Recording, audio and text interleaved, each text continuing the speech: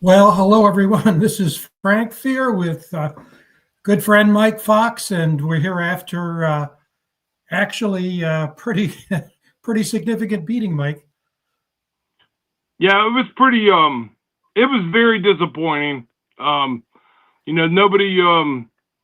Nobody really showed out anything today. Unfortunately, we were outmanned, out hustled, out everything you could think of, and it being being a last game for a lot of those people on that team, I'd have thought we would have had a little more effort and a little more fight.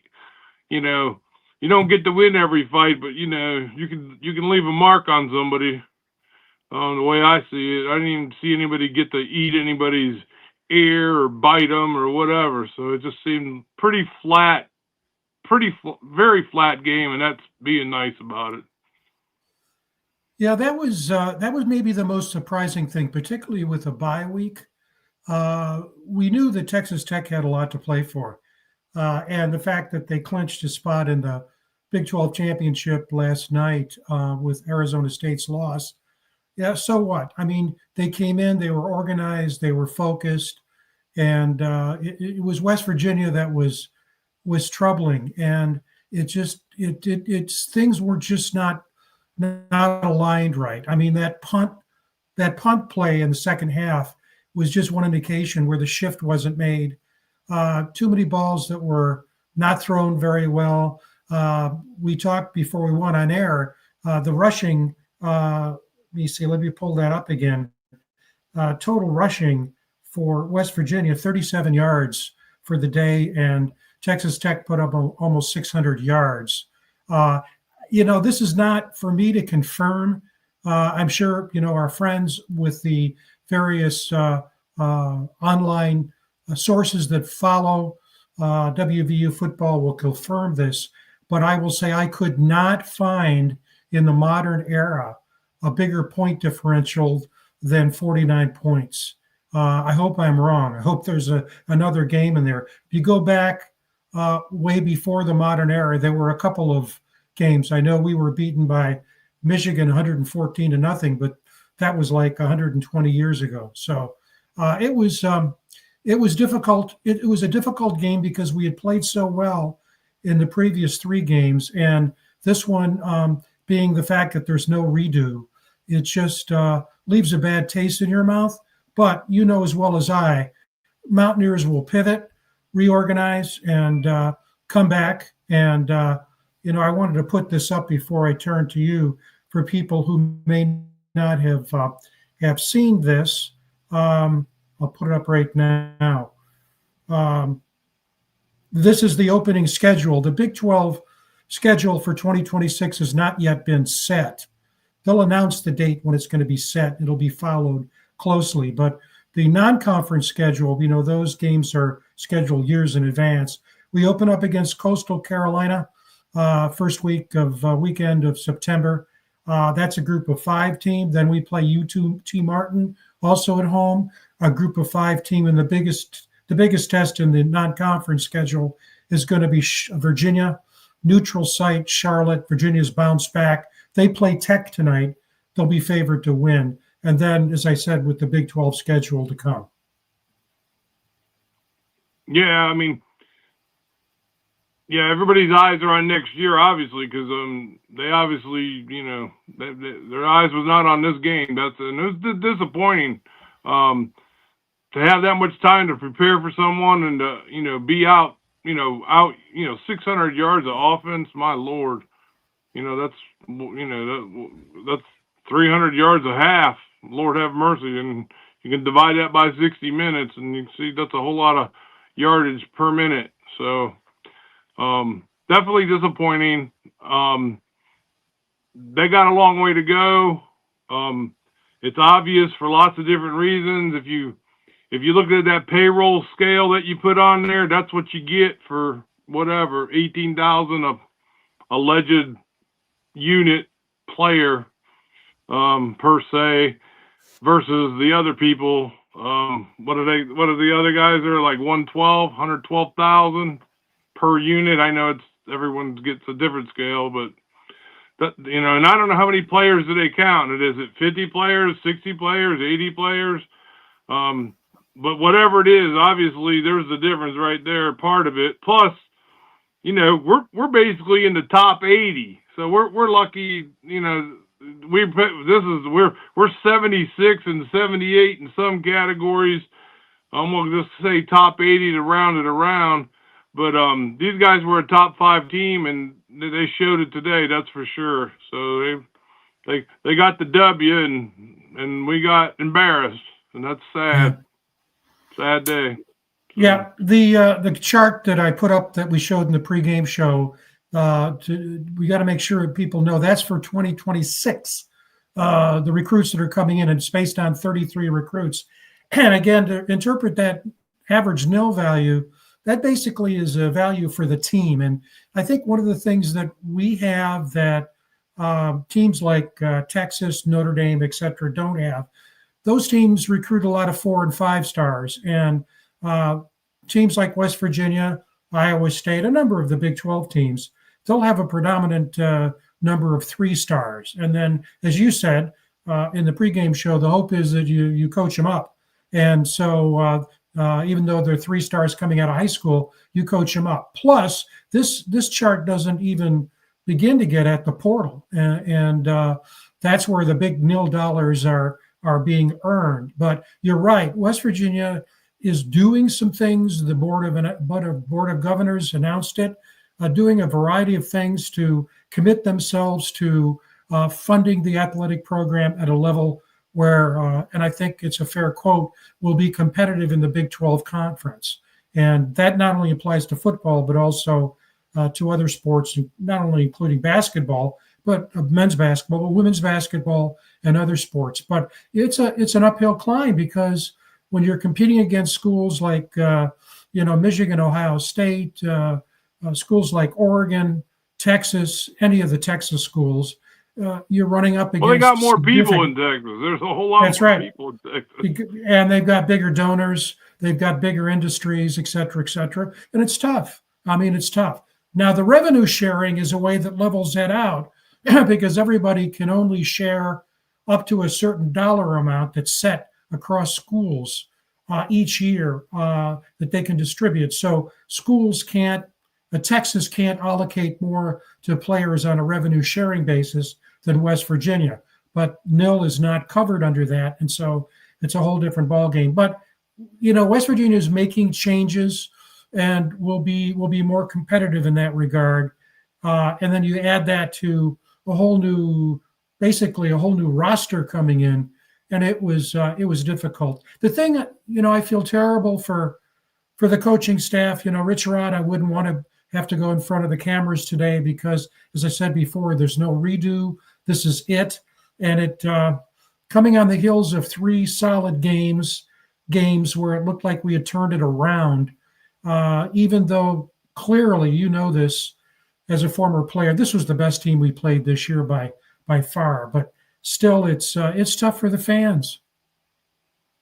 Most definitely. It's definitely a disappointing game. It's a disappointing loss. When you play people that have a whole lot more talent than you got to get in and win where you can win. But it just seemed like we were totally outplayed today and out hustled today and pretty much out everything today. And unfortunately, I hate to say stuff like that, but it is what it is, and you get to see what the NIL is going to do for those programs in the next year, and you get to see what we're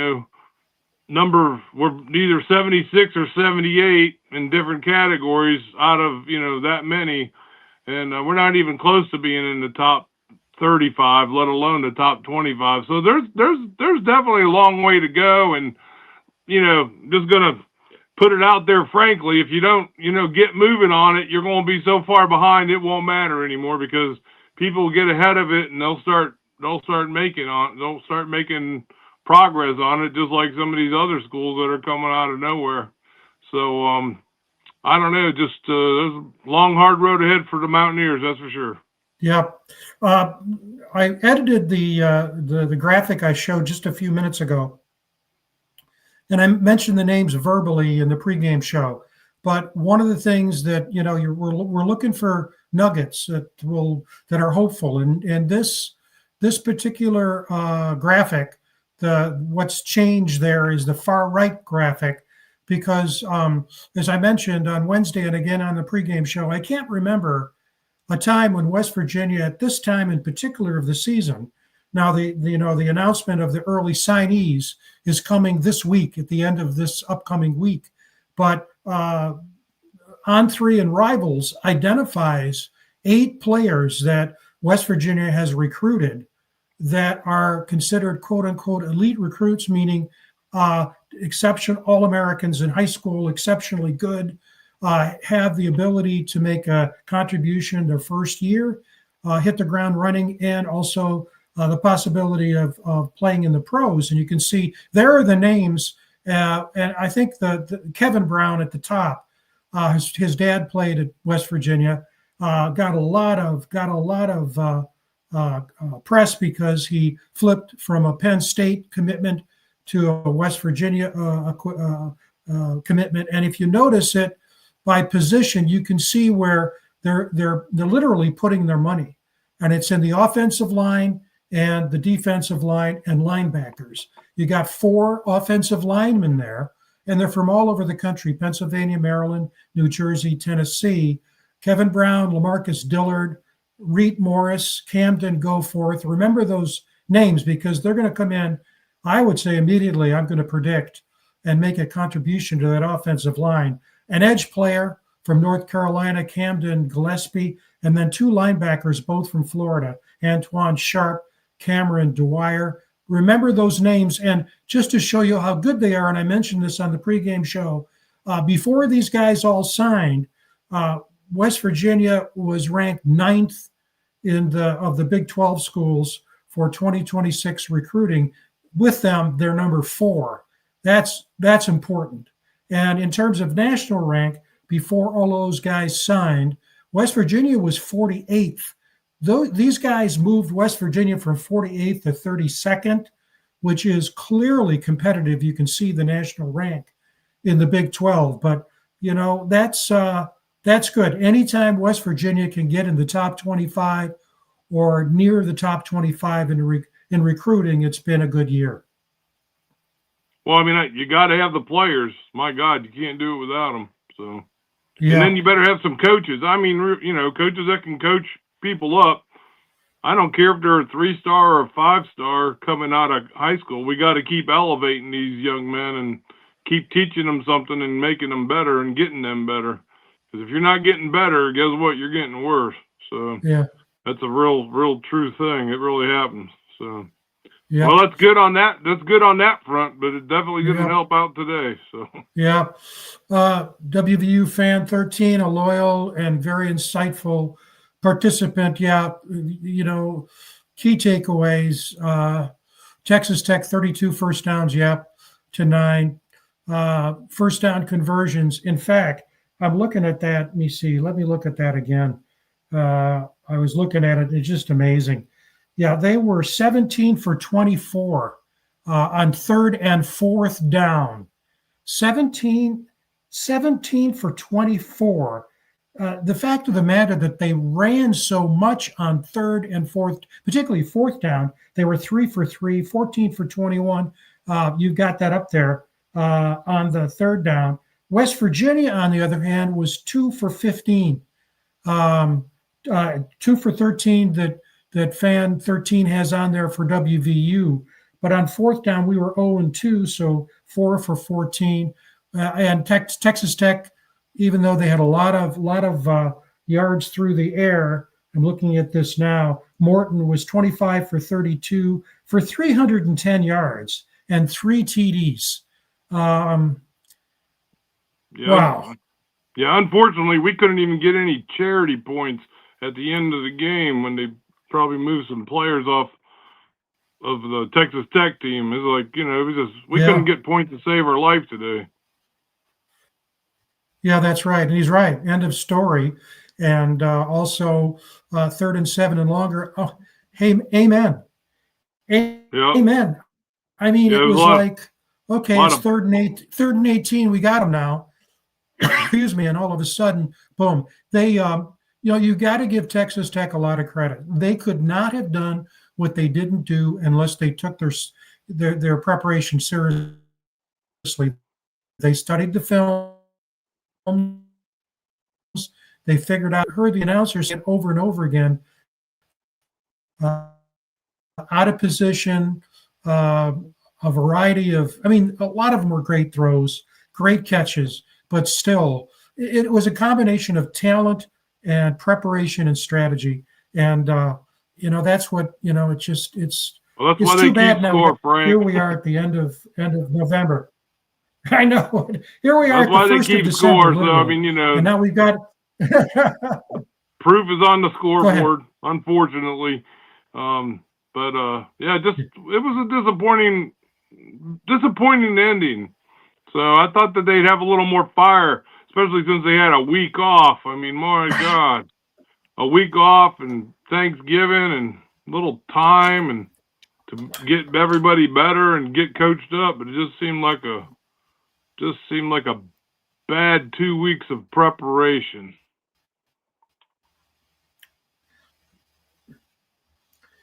Yeah, another comment, those slant passes just were extremely difficult over the middle. And they're just, as we said in the pregame show, they have a lot of talent. They have a lot of depth. They can bring guys in when the first liners go down. Yeah, they're playing for an awful lot. The head coach said as much. We know what we're playing for. And it's not just the Big Ten championship. It's, the Big 12 championship. They're playing for a college football, and they said spot, and they said over and over again they want that first round bye. And so, it's strategic. It's strategic. That's for sure. Yeah. The first round bye is strategic. So yeah, there's no question about that. No question about that. I think it was Penn State had helped last year to have that first round bye, but. As I said earlier, as Mountaineer fans, you just got to basically do the pirouette, reorganize. And as we just said a few minutes ago, the recruiting looks good. Portal hasn't opened yet. We'll find out after the first of the year. But the great thing that had to be unanswered last year, because Rodriguez came in so late, was he didn't have a chance really to dip into the high school recruiting. And a point that was made the other day on the Wednesday show, I thought was really good. And that is many schools, not many, but some schools are doing what Prime did at Colorado. And that is basically focusing more on the portal than on high school recruiting. And if that's true, then that gives schools like West Virginia more to shoot for, because the argument that is being made is that when you go into the portal, you're not dealing with potential. You're dealing with your players with known performance. But with high school, you never know. When you recruit high school players, you never know what they're going to do at the next level. At any rate. And Frank, that's a great quick fix. No problem with that theory. But, at the end of the game you're always going to have a combination. If you've got a good structure and you have good scouting, you should have a good mixture of it all. You need those young, fresh kids out of high school. You need to go be able to recruit them, try to go talk to them, try to bring them in a different angle. And that everybody's that jumped in the portal, they're looking for a home, like now. So, I think if you do a combination platter of them both, and it's probably going to be a full-time job for a staff of portal collectors and another staff that go and get some high school players, So that's how you got to go get them, and you got to go get them deep. And I think you'll have success because, I've never been on any team in my whole life that didn't have, we had some older guys, we had some younger guys, and we had some middle of the road guys. And between all that experience and all that,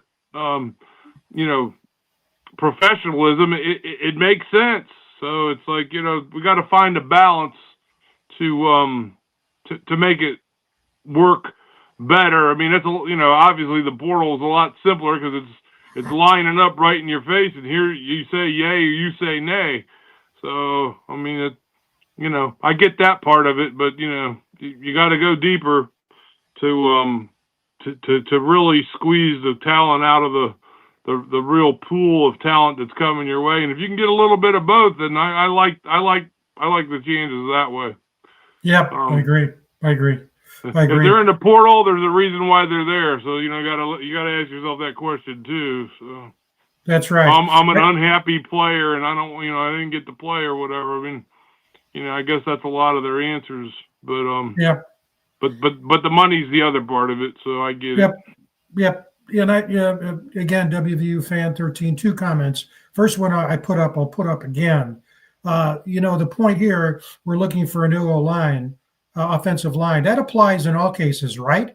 But in a Rich Rod offense, this, you have to have a strong offensive line to run the kind of offense he wants to run, with the quarterback running a lot, with a lot of short passes, et cetera, et cetera. You got to do that. And so, we were hampered this year. And the other point that I'll bring up here, that second point, we had a lot of misses of portal recruits this year.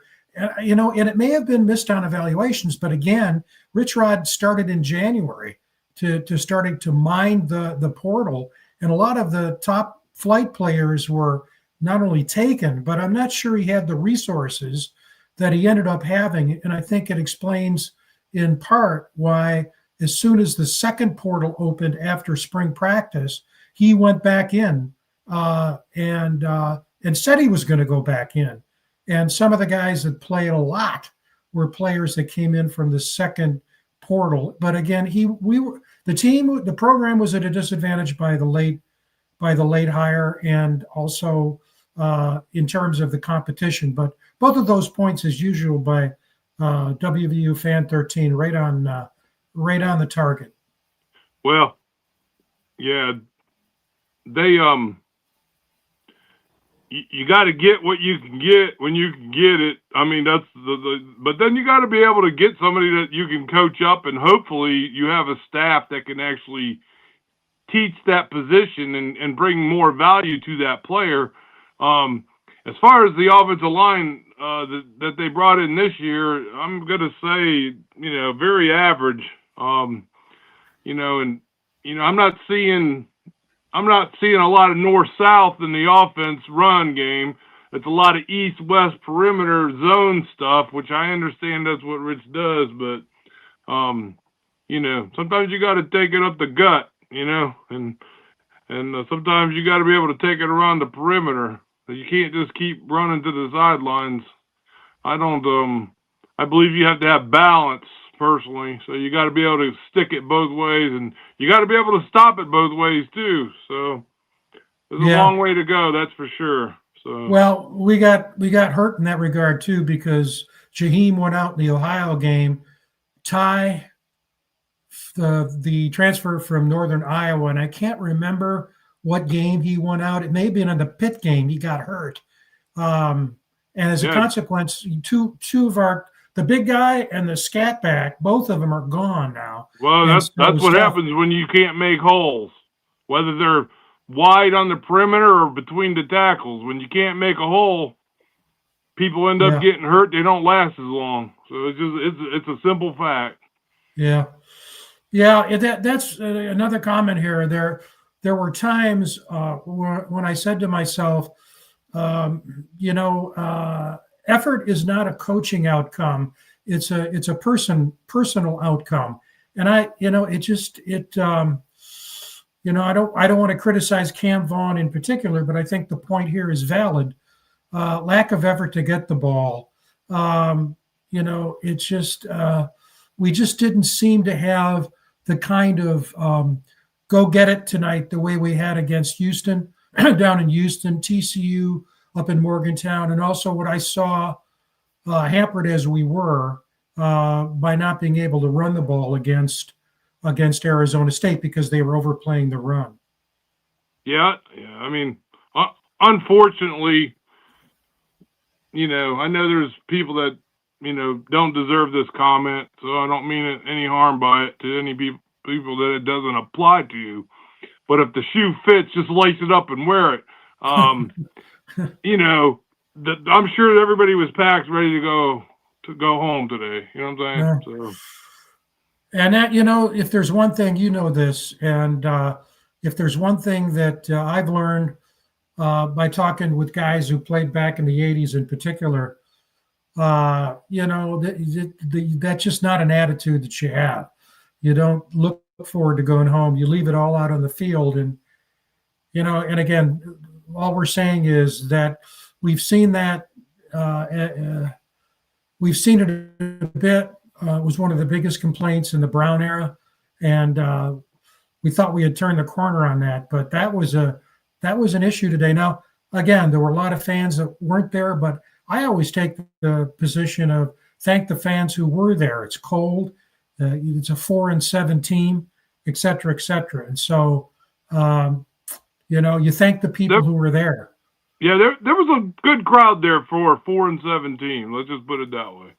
Yeah, yeah, and they stuck in there. And yeah, you thank the ones that are there, but you know, it's the ones that are there, and it's the ones that are watching you all over the country, because there's a lot of Mountaineer fans across the country. So, you know, they bleed the gold and blue no matter what. And you know, unfortunately, today was a painful day. You know what I'm saying? It was a painful day. So hopefully we have better days ahead of us.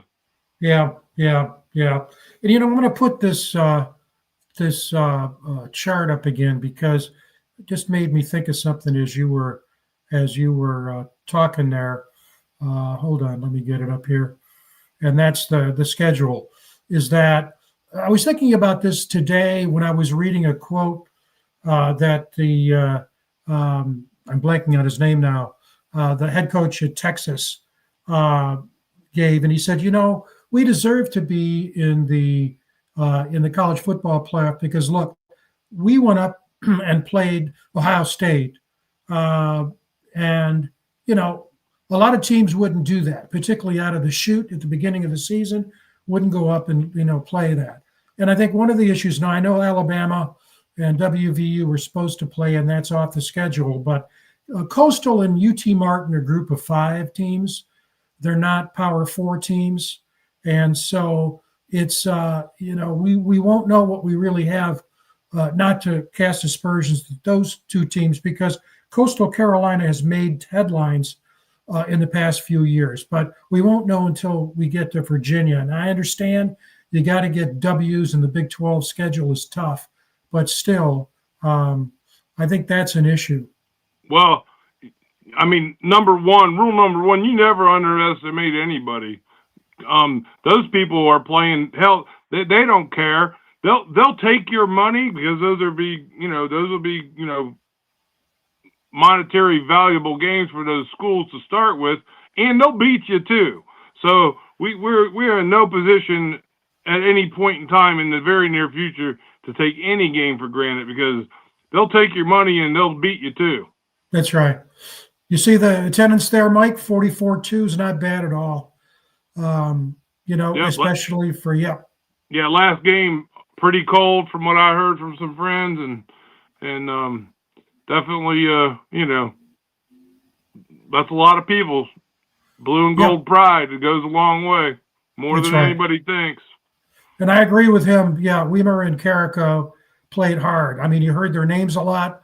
Our passing game, when it did come alive for the short period it did, he just grabbed balls. And so I want to bring this up too. No question, Coastal, they look at their football team as being the signature of their athletic program. That's an up and coming school, and they will play us hard. There's no question. It's a big game for them. No question.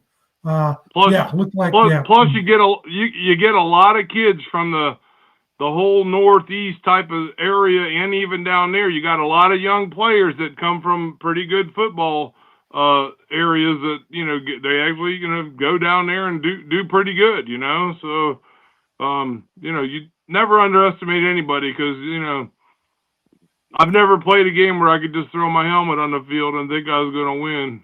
And many guys that I know that did that, they ended up in a dogfight, and it's never as simple as anybody thinks.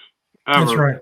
Well, the Ohio game this year, we knew that was going to be tough, particularly going there. They had beaten Iowa State. They ended up beating us. And, these are big games for these schools. They're not just big paychecks. They're that, but they're also big games. Like I said, they'll take your money and beat you too. So there you go. Yeah, that's right. In fact, I was going to look at, you mentioned Weimer. 6 receptions. It doesn't have the number of targets here. I think he was targeted many more than 6. 77 yards, 13 yards average, 23 long. And Grayson Barnes had 1 for 30. Jacob Barrett, 2 for 15. That's really three completions to the tight end. And then everyone else with either 1 or 2. Cam Vaughn, 2 receptions for no yards. 2 receptions, no yards. 3-yard reception and a 3-yard loss. And so what that says, other than Weimer, we didn't. We just didn't get anything out of the. How many points? How many points did we put on the board today? Yeah. And then how many points did we let be put on the board today? Yeah, exactly. That tells you everything you need to know. Unfortunately, 8 punts. Oliver Straw, 8 punts. Yeah, nothing's worse. Nothing's worse than a lot of 3 and outs. Yeah. Nothing's worse than that. Yeah, they punted twice, and we punted 8 times, and so we didn't get a first down until the middle of the second quarter. So it was tough. Yeah, it was tough. So from this point on, I mean, I'll be one of the things I'll do after we get off the air is watch Rich Rod's press conference. I'm not sure exactly how he's going to frame it, but the bottom line. Go ahead. There's a lot of great ways he can frame it, right? he's not James Franklin, and he's not the guy down there, Kelly down there at LSU, and a couple other esteemed coaches that have, lost their jobs in the middle of a season when they still had a winning record. So, I mean, I think he's, safe to say he could be the coach next year too, right? So. Yeah. And by the way, I'm not casting aspersions at Coastal Carolina. I framed it. It's a scheduling decision you have to make. Are you gonna open up against a Power 4 team, or are you going to open up against a big, a group of 5 team? And as you said, Mike, it's going to cost you a lot of money to bring them in. And then number 2, you may lose to them. You may lose. Well, let me just put it this way. Our little West Virginia outing that we go down there to Myrtle Beach at the towards the fall in the middle of the fall or beginning of the fall season, where we go down there for our Mountaineer fans. Let me tell you something. The fans down there in Myrtle Beach, South Carolina, they can't wait for that game.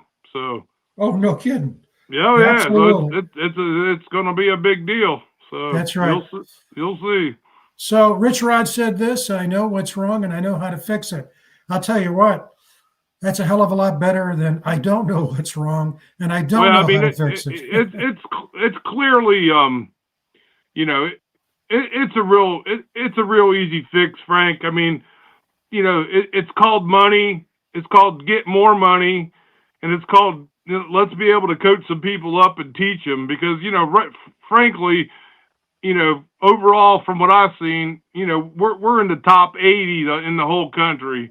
So 76, 78, that's not good enough. We got to get clear up we need to get back into the top 25 and get in there into the 15s or so. We got a long way to go. So we need more money. We need more money, and we need a lot of good teaching. So I think if we get all that, then, we can be deep and be able to be competitive. I mean, you think about our disadvantages, we got to take all of our disadvantages and make them advantages. Our location, the type of young man that we're able to get, and what are we going to do with them when we get them? So we need to be able to do more with less is the answer from, I'm sure, the above.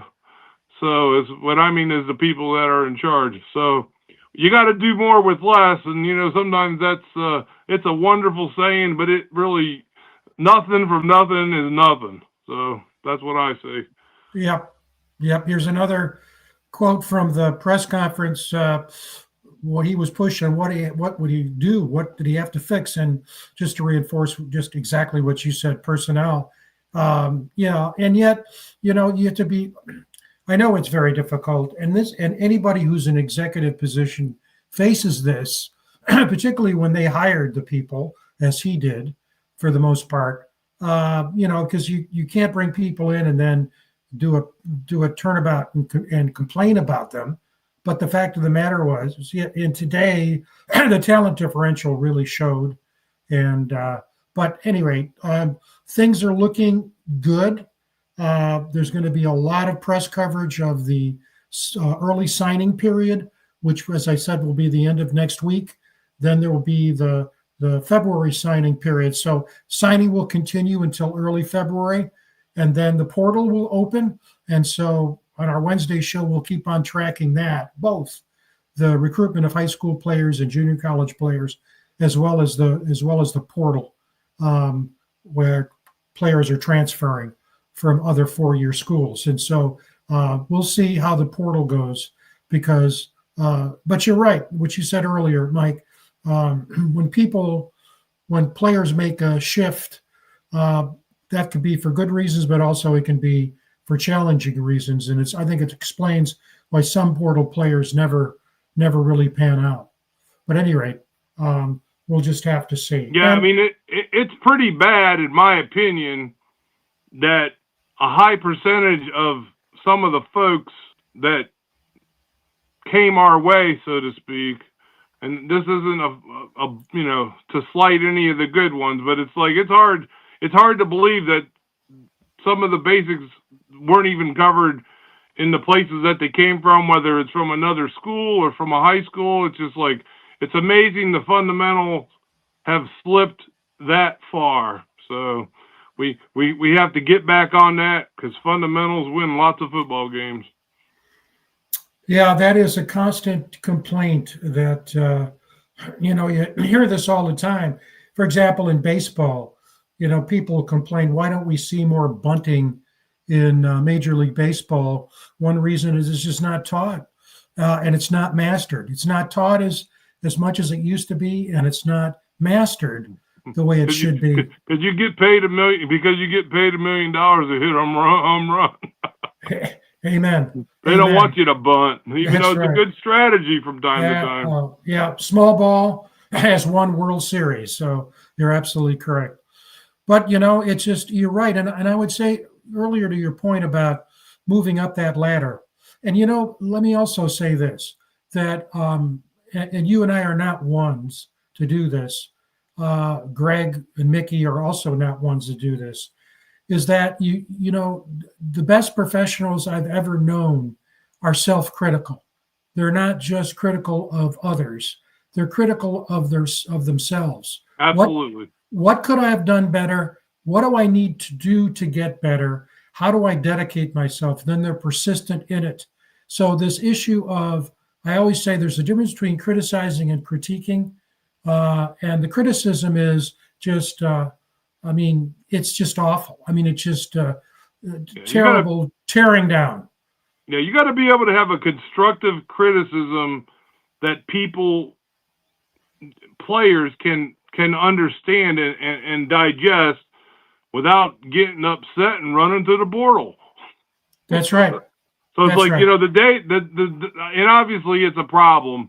When I was up in Morgantown for when Bill Kurlavich got into the Sports Hall of Fame, and he basically said, and if I was still there, those kids would come in on the portal and they'd be running right back out, because they couldn't take a guy like that. You know what I'm saying? So it's but that's the type of guy that could build you into something that is good and powerful, and all the things you need in life to begin with. Because this, Frank, there's no easy road out here. There's nothing. There's no easy road. So you're absolutely correct. But that type of coach, you gotta, I've never had coaches that were too nice, and I've never had coaches that kissed my, you know what. So it's like, you know, it was just, you do it, you get it done, or you get out of the way and put somebody else in there, because that's the way it really works. You know what I'm saying? So Yeah. Winning doesn't start at noon or 1 o'clock or 3:30 or 7:30. It's what happens. What happens we don't see. That's when winning starts. Yeah, I'll tell you. And the other part of that was, or the addition to what you just said, winning starts in the off season. So you got to be able to start committing yourself and your people, or your people need to commit themselves to a program in the off season to where they can get stronger, more durable, faster, all those things that you're supposed to do anyways, because it really is not going to all happen in August in 2 days. Okay. It just can't happen that fast. Yeah. So, you know, one of the things that, as you know, because of my writing work, I've gotten to know a lot of the guys that played in the late 60s, early 70s for Bobby Bowden, and through the mid 70s when he was in West Virginia. And one of the things they always said was, you didn't recognize Bobby in the off season. I mean, he was just in your face for the reason you just described. He knew that winning begins in the off season, and he would be really demanding. Not that he wasn't during the season, but really demanding of those guys in the off-season workouts, because that's when they gain, you know, they'd be able to work out they'd be stronger, they'd be able to run faster, they'd have more endurance. And, you know, in those days, they didn't have the facilities that most schools, including WVU, has now. And so he was in their face to push them. Yeah. Yeah, I'll tell you, one of my strength coaches, Johnny Parker, with the New York Giants, in my early years with the Giants, he would state, if you let those weights whip you, what do you think a man is going to do? So, that's a great line. It's true. Yeah, it is. And, you know, it's interesting because what WVU Fan 13 says, I believe to be true, and many people do. But going back to what Mike says, that's what the younger, it's easy for me to say easily, but because I'm not of the younger generation, obviously, but that's what people need. Every generation coming up needs that to get tougher, to get more disciplined, to be more dedicated to whatever it is. And as you said, it's not just football. In fact, if there's anything I've learned from interviewing, my God, hundreds of college and pro athletes over the years, it's one of the most important life takeaways that you get from the sport. And that is being able to organize yourself, be disciplined, to be able to be successful. Because you know as well as anyone is that guys like me, you know, I had career success in my 30s and 40s, and you built up to that. But guys that play sports competitively, college and pro, they have to go on to their next career in their late 20s through their mid 30s. And so you take that away from football. And then I've talked with so many Mountaineer alums, yourself included, that were able to make that shift and made it very successfully. And they all say the same thing. How'd you make that shift? Well, I learned that playing Mountaineer football. I learned that. And it's guys like Karlavich that taught it. Yep, there was never no easy days for me on any team that I played for, that's for sure. And I was you know, you don't really care for it at the time, but you know it's what's best for yourself at the moment. And you just dig in and keep digging, and that, you know, life will do it to you, because you know what? Not every day is a festival when you're out here, you know, trying to make a living either. So it's like sometimes you get backed into a corner and you got to figure out how you're going to get out of it, and you keep digging until you find a way. And usually the people that don't give up, they always find a way, you know. So that's it. That's one of the things that is so important about being on a team, playing competitively, particularly at a higher level like this. It's extremely important. But, you know, Mike, maybe it's wishful thinking. I don't think so. But, you know, it's not hope, it's faith. in the Rodriguez and his staff. They know what they're doing. They know how to do it. They've been successful. I think my prediction is we're going to have a very different conversation at the end of the 26th season than we're having now. And if anything, I think our expectations, because it was Rich Rodriguez, were probably a little bit elevated, if not significantly elevated, coming into the season, not just because of him, but the circumstances that he had to face getting started. I mean, like as an employer, let's just use a real basic thing. Like, people, oh my God, I got to get, 25 employees because I got to do all this. Well, you try to go find some skilled people, but, if you've ever tried to hire people, that's not as simple as it sounds. So then you end up just getting bodies, and then you got some bodies that can help those bodies and get everybody moving, and you got some people that it's just filler. So you're trying to work your way through it, but at the end of the day, you really just got some people in the end you got to get rid of because they're not going to make it, and they're not going to be able to turn over and turn into what you want them to turn into. And that's kind of what I see happen with some of our team this year, in particular with some of the potential players that they brought in. Oh my God, we need some bodies, and all of a sudden, boom, and then, you got some bodies, and that's cool. They got them coached up a little bit, but what did we win? 4 games this year? That's it, right? Okay, 4 games.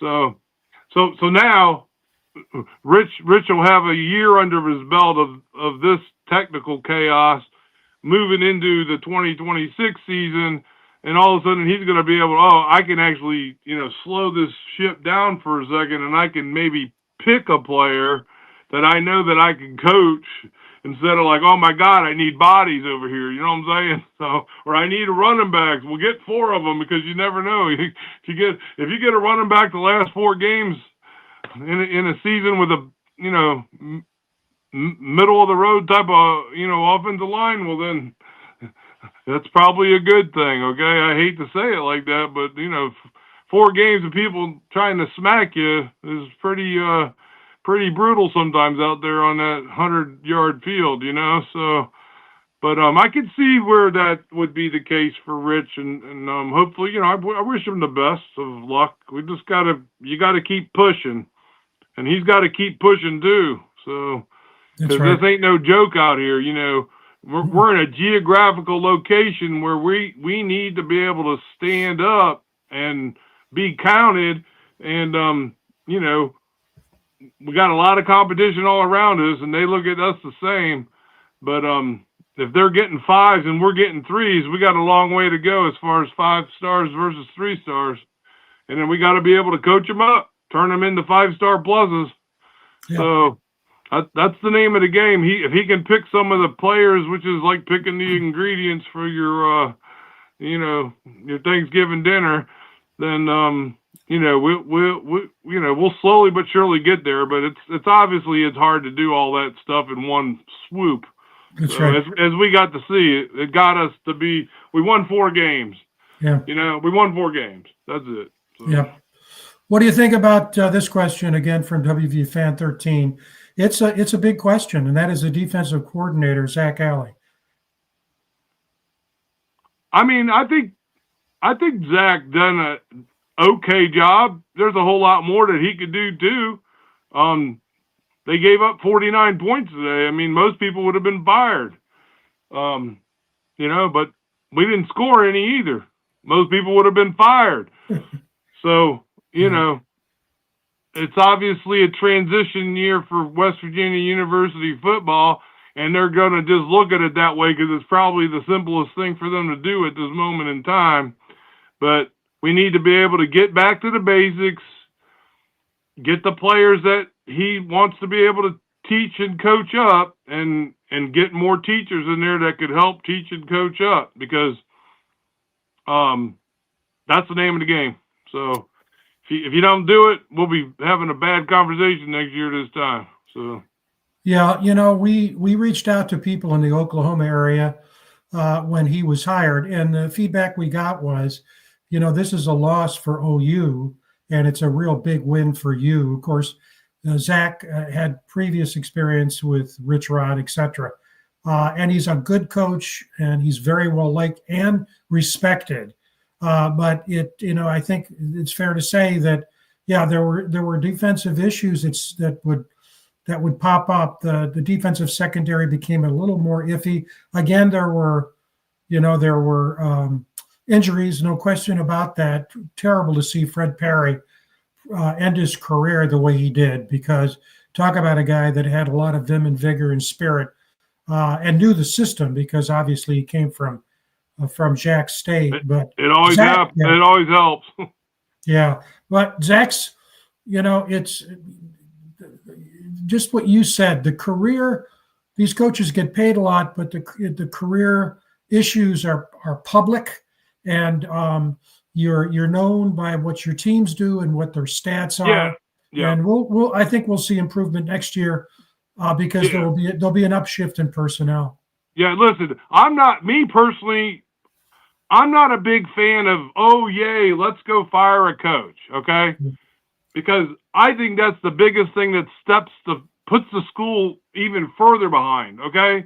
Because when even if you look at the Coach Brown situation, he finished his last season. What was it? Did he finish in the top 25? I think. But whatever. The point of it is I'm not a big fan of, oh God, let's fire a coach the minute things don't go good. If it don't go good for 3 years, then you might be able to consider that. But even that, you got to understand the body of work. If you don't understand the guy's body of work and what all the circumstances that went on and in to do the whole thing, well then all you're getting ready to do is have the easy fix. Well, we're going to start over and get everybody reinvigorated and excited again, even though that's really not a good answer. But it's an answer for most schools. And I don't believe coaches are that bad, and I don't believe players are that bad. I just believe that some things need to be coached up and taught up a little bit differently or better.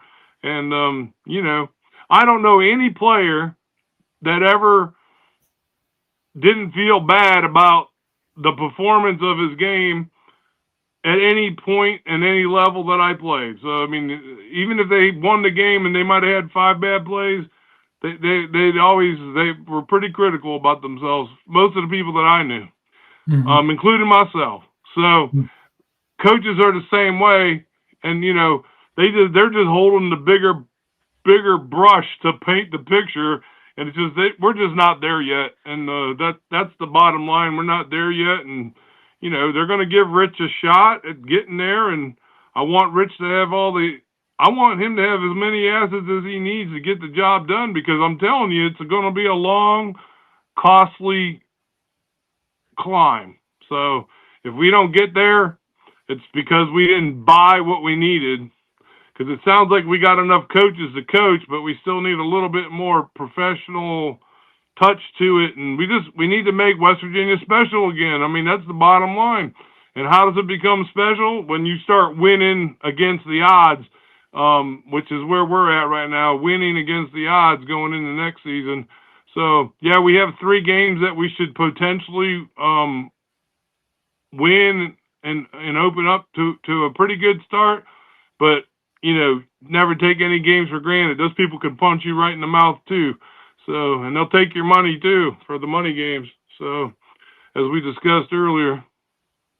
Yeah, and UVA has turned things around. I mean, there's no question about it. Yep. They're fun to watch, and they're well coached, and it's they're a good team. And playing in a neutral, it is a neutral site, but you played there. So you're going to be in the deeper South, obviously, in North Carolina and Charlotte. So you're going to have a lot of UVA fans there. Yeah, and the good news about Charlotte, North Carolina, West Virginia fans show up down there. They're all down there. There's more people down there from West Virginia than you could even realize. Yeah, it's true. So they show up well there, and I'm sure Virginia will show up the same because they'll have pride too.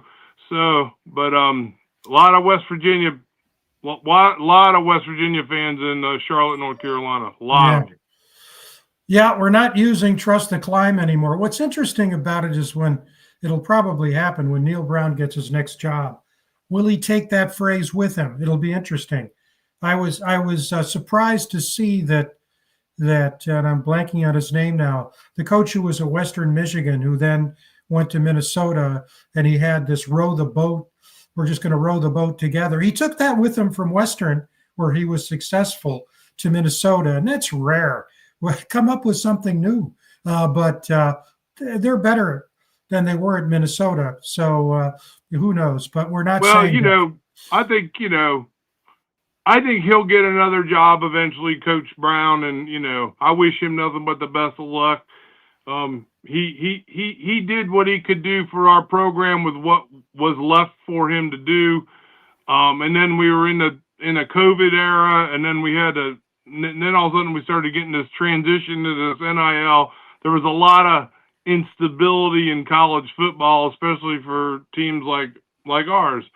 So I think he'll do good eventually someplace, and that's what I think. So, like I said, everybody wants to fire coaches. That's the first mistake.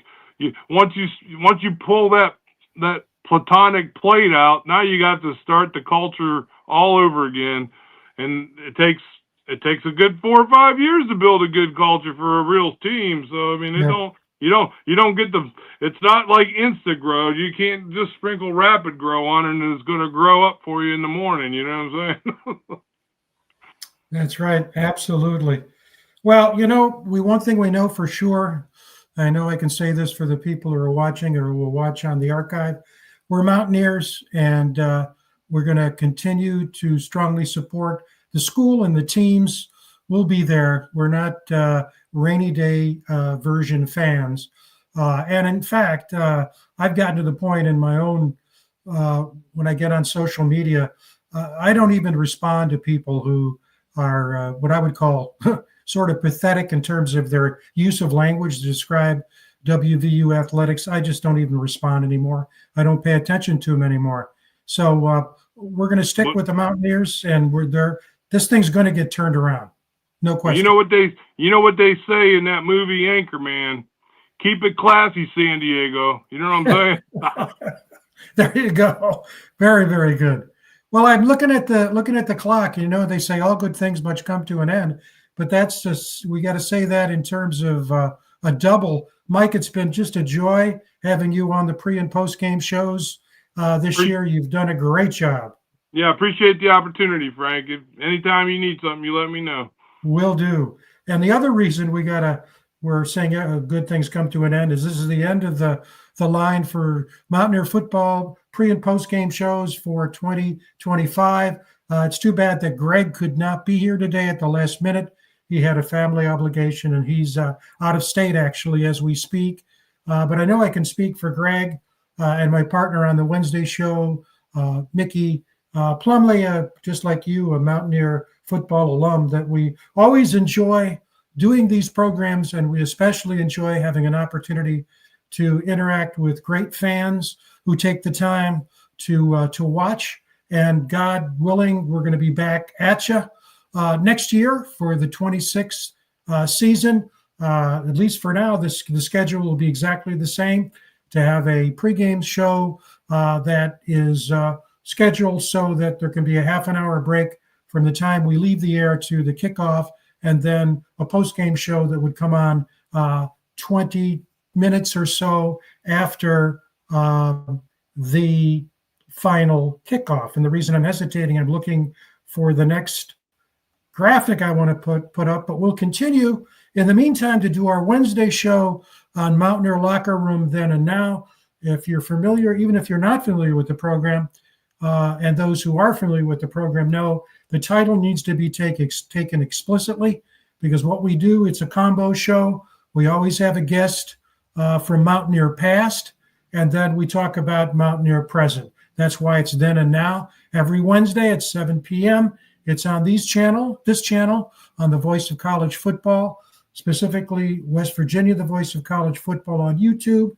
And it's also on the New River Network out of Fayetteville, West Virginia, that you can watch on Facebook Live, YouTube, Roku, and also Optimum Cable if you're in the South Central West Virginia area every Wednesday night, except when we take breaks, which we'll announce. And we're having the great Danny Buggs with us, a great player from the 70s. And I think there's a photo off to the left there, the upper left, which is one of the greatest plays in Mountaineer football history. I remember listening to the game with season opener against Maryland. I can't remember the year now. I should remember that. That's a mistake on my part.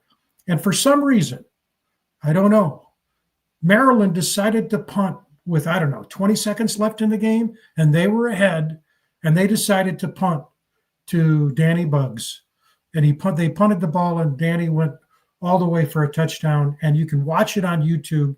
We'll show it on Wednesday. One of the greatest plays in Mountaineer history, and that was just one of many that Danny made. He went on to have a great career in the pros and has been working on college reform along with Nick Saban and others.